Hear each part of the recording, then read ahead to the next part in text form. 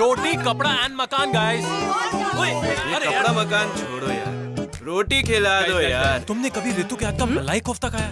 उंगलियां चाटते रह जाओगे बॉस। ओके ओके गाइस, तुम लोगों ने कभी सिड के हाथ का खाना खाया? सिड? उंगलियां चाटोगे नहीं, चबाते रह जाओगे। क्या बात कर रहे हो? ओके गाइस, क्या खाओगे?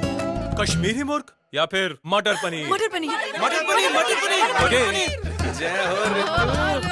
अजी आपको देखकर ही तो ये डिजाइन आया है। Onida microwave one touch auto cook मेनू के साथ बस बटन दबाओ और आपकी फेवरेट डिश रेडी।